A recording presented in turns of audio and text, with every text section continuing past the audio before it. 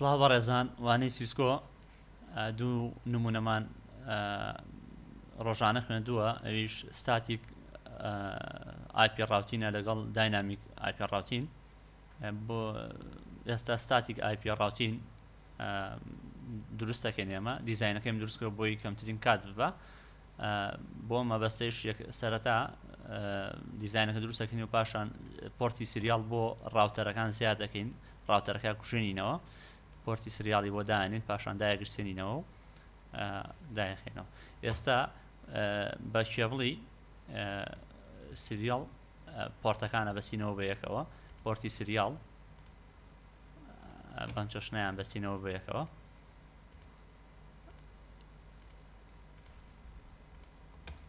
ئێستا ئەمە هەموو پۆرتەکان بەستراونەتەوە بێکەوە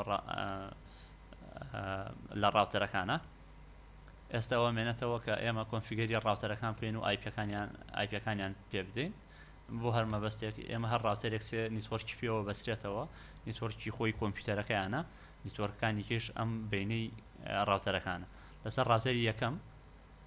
کلیکەکەین، ڕێنە بەشی CLI، لێرە PTN نووسین، یەکەمین شت ئەکرێتەوە EN کۆنفتی. ئێستا پۆرتی یەکەمین شت ئێمە نیتوەرکەی خۆی داغڵەکەین، بە پۆرتی سریال بەسراوە. یەکەمین حاڵەتیان پۆرتی ئەڵێن ئینتەرفەیس 0/0 ئینتەر IP ئەدرێسی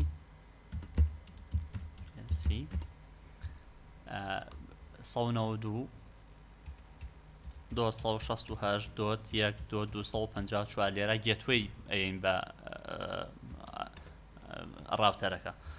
بە سەبنێماسی 255.255.255.0 ئینتەرەکەین 9 شەتە نووسین 9 شەت و پاشان ڕۆین دوو پۆرتەکەی کێشی تعریفەکەین، بزانین لێرەی ئەگزیتەکەین هەرمان حاڵت ئینتەرفەیس سریاڵە نووسین ئەم جارە تا پێ بکە بۆ تەواوەکە سریال پۆرتی 0.0/0 ئینتەرەکەین.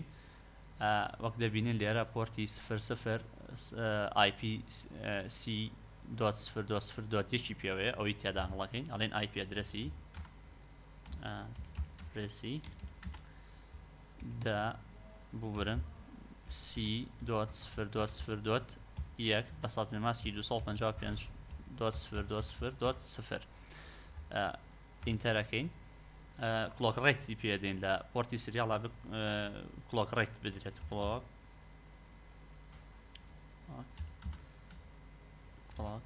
ڕێیتی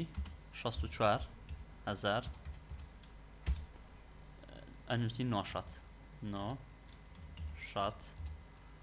و پاشان هەر بە سەهمەکان توانین کۆدەکان بینینەوە بۆی پۆرتەکەی کەیش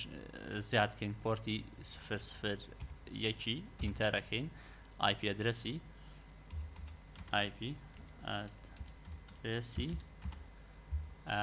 لێرە گوتین پۆرتی 0/0 IP ئەدرێسی 10.0.0 پێوە 10.0.0.1 بە سەبنێماسی 255.0.0.0 ئینتەرەکەین. کلۆک ڕێکەکەی پێینەوە، کلۆک ڕێیتی 64,000 ئینتەرەکەی 9 شەتە نووسین 9 شەت. پاشانم ڕاوتەرە داخینەوە ئین بۆ کۆمپیوتەرەکەی بۆی بزانین ئیشەکەمان سەرکەوتوو بۆ تا ئێستا کردومان لە نێتوەرکی خۆیە. IP دێنە کۆمپیوتەرەکەی خۆی 192.168.1.1 ئەمە کۆپیەکەین و پاشان لێرە بۆ دیفۆڵت گێتوەیەکەیش لێرە پێینەوە، گێتوێشینەوە بە کۆمپیوتەرەکە بۆی ئەمەلەکە هیچ خەڵێک دروست نەکە. ئەو دەبینن ئەو ڕاوتەرەمان مەزبوطە و کۆنفیگەری ئەو ڕاوتەرە سەکسیفۆڵە دیلیتەکەین. پاشانی لەسەر ڕاوتەری دووەمیش هەر بە هەمان چێشن، ئەڵێن ئێن PTN نووسین، کۆنفتی بورن ئەڕێنسە EN ئینەیبڵ دەکەین، پاشان کۆنفیگەریەکەین کۆنفتی کۆنفیگەر تێرمیناڵ ئەڕێنێرە پۆرتی فایسەرنێتەکە تایلیفەکە ئینتەرفیس فایسەرنێتی 0/0 ئینتەر IP ئەدرێسەکەی هێنێ IP ئەدرێس 192.268 ئەوکە بینی ئەمە دووە ڕێنجەکەی جایە 254 بە سەد ماسکی 255.255.0 ئینتەرەکەین ئەڵێن نۆشەت و پاشان ئێکزیتێکیکەکەین هەر لەو ڕاوتەران مێنینەوە ئینتەرفیس پۆرتیچی سریال دانێنم جارە SE سریال مان بۆ دانێت 0/0/0 ئینتەرەکەین سەیری ڕاوتەرەکەکەی بزانین پۆرتی 0/0 لەکوێیە ئەوک دەبینین ئەو پۆرتە IP دەی لەسرە ئینتەرەکەین ئەڵێن IP ئەدرێسی 0.0.2 بوو دووە بە سەد ماسی 255.0 کلۆک ڕێیتێنێ ڕێیتی 64,000 ئینتەرەکەین ئەڵێن نۆشەت و پاشان پۆرتی 0/0 تعریفەکەین بزانین ئایا لە IP 0/0 وەرگرتۆ پۆرتی 0/0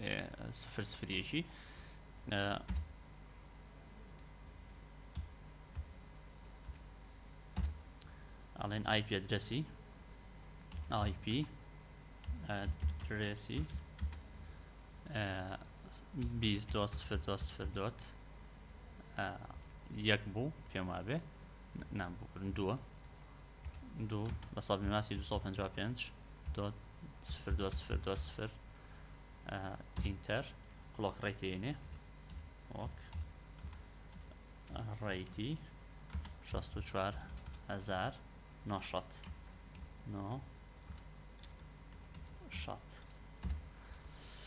ئێستا ئەم ڕاوتەرێشمان تەواو کردووە ئەم پۆرتەیش تەواو بووە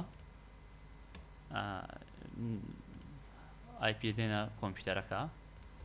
192.268.2.1 بورن کۆپیەکەین پاشان لێرە پێستیەکەین IP یاخیلێنەکەینە گێتوەی دیفۆڵت گێتوەی 254 دایەخینەوە ئێستا نامەیەکە نێری لەمبەرەوە بۆ ڕاوتەرەی خۆی سەکسیفۆڵە بە هەمان شێوی پێشوو ئەینە سەر ڕاوتەری سێمیان ڕاوتەری سێمیش هەر بە هەمان چەشن PTN نووسین یەکەم جار و پاشان ئینێبڵەکەین EN CONFT interface 0/0 IP ئەدرێسی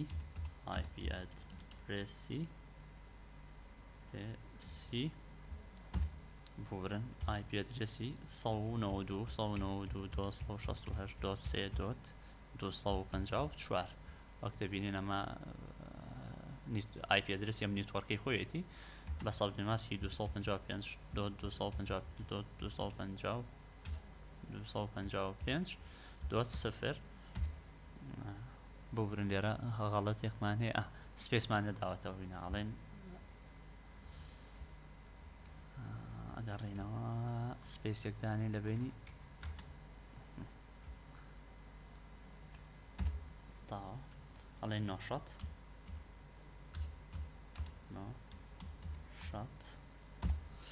و پاشان ئێگزیتەکەین ئێنەوە سەر ڕاوتەر کۆنفیگ ئەڵێن ئینتەر سریال ئینتەرفیس سریال پۆرتی سریالەکە تعریفەکەین سپیس /0/0/0 ئینتەرەکەین IP ئەدرێسی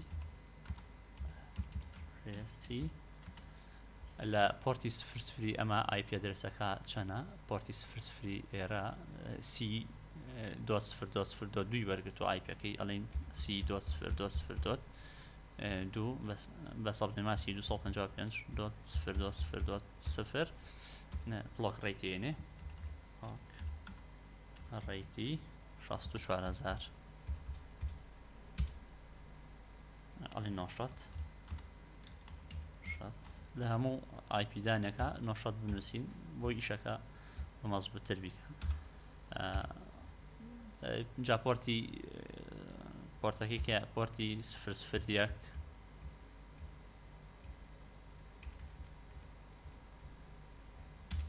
بژێنکەین بە یەک ئینتەرەکەین ئەڵێ IP ئەدرێسی لێرە پۆرتی دوی وەرگرتووە IP ئەدرێسەکەی 20 ینی پۆرتی سریاڵی 001 لە پۆرتەکەی خۆیە 20 یەکێکی پێدەین ئەڵێن 20.0.0.1 یەک بە سەڵبنەماسی 255.0.0.0 ئینتەرەکەین ئەڵێن بڵۆک ڕێیتی 64,000 بە هەماشی ئەڵێن 9 شەت دەستا IP دێنیان کۆمپیوتەرەکەی خۆشی نیتوەرکەکەی خۆی 192.268.3.1 کۆپیەکەین لە خوارەوە ئەیکێنە دیفۆڵت گێتوەیەکی پێدەین وەفا ئێستا هیچ بە هەمان شێوە مەسیجەکە نێرین دیارە بۆ ئێرە سەکسیفۆڵ ئێستام حاڵەتە تەواوە ڕاوتەرەکانش لە بینی یەکە مەسجە گۆڕنەوە ینی ئاساییە بەڵام ئەوەی ماوە بینی نیتوەرکەکانە ئێمە لەم نیتوەرکە بینێرین بۆم نیتوەرکە وەکو دەبینین فێڵ دەنووسێ بۆم مەبەستا بێ IP ڕاوتینکەین لێنەوە سەر ڕاوتەری یەکەم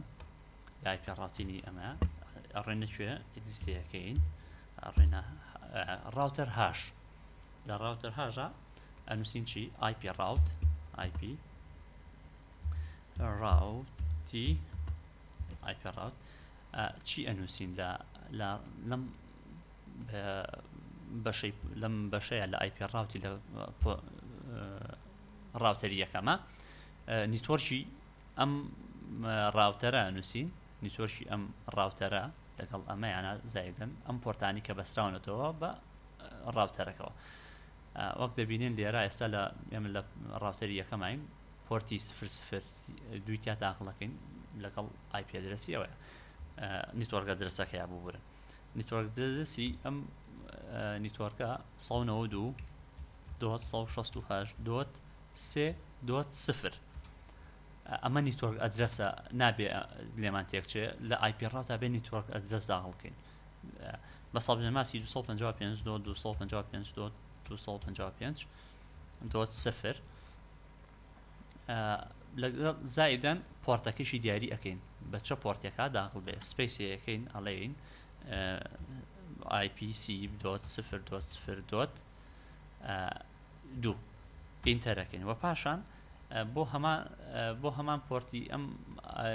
ڕاوتەرێکیش داخڵەکەینەوە ئەڵێن IP ڕاوتی نیتوەرکە دەرسی ئەمەش 192.168.2.0 بە سەڵبنەماسی 255.255.2.0 لەگەڵ دیاریکردنی پۆرتەکەیە ئەم پۆرتە لێرە دەدووە پۆرتی ئەم ڕاوتەرەیان کە ڕاوتەر یەکمی پێوە بەستراوە 10.0.0.2 وەک دەبینین دووە لێرەش ئینتەرەکەین ئەو پاشان ئەم ڕاوتەر داخینەوە دێنە سەر ڕاوتەری دووەمە من ئەو فۆنتەکانم گەورە کردو بۆ بێ دەستکاری ویندۆکە بکەم جارە جار بۆی ئێوە باشی ببینن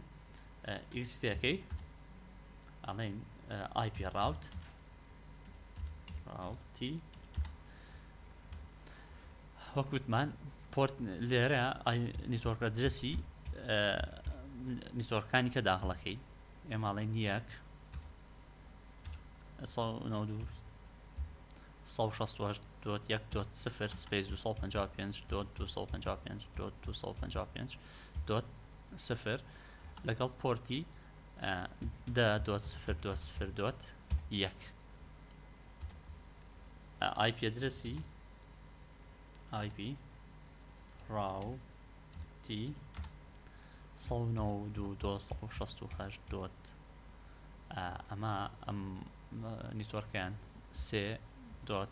سفرە لەگەڵ سەبنی ماسی 255 دوت 255 دوت 255 دوت سفر لەگەڵ IP ئەو نیتوەرکەیە کە ئێرەیە کە ئێستا 20 یەکە داغڵەکەین دەڵێن 20 سفر سفر سفر یەک ئینتەرەکەین وام لێرەش ئەم ڕاوتەرەمان تاڵ کرد ڕاوتەری سێمە مێنێتەوە بە هەمان شێوانی کە کۆنفیگەریکەین لێرە ئەڕێنە سەر وتم ئەڕێنە سەر IP ڕاوتەر کۆنفیگەر هاش ئەڵێن IP ڕاوت IP ڕاوتی 192.268 دوت یەک دوت سفر ئەم IP ئەم نتوەرکی تیا داخڵەکەین 255 دوت 255 دوت 255 دوت سفر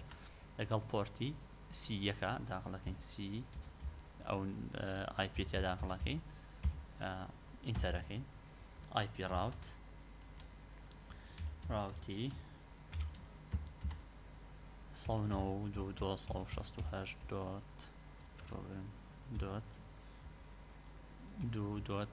سفر بە سەبنی ماسی 255 دوت 255 دوت 255 دوت سفر لەگەڵ پۆرتەکەی لێرە بینین ئەم ڕاوتەرە بە پۆرتی سفر سفری ئەم ڕاوتەرەوە سفر سفریەکی ئەو ڕاوتەرەوە بەسراوەتەوە کەوا بێ 20 سفر سفر دووە 20 سفر سفر دوو ئینتەرەکەی و پاشان داخینەوە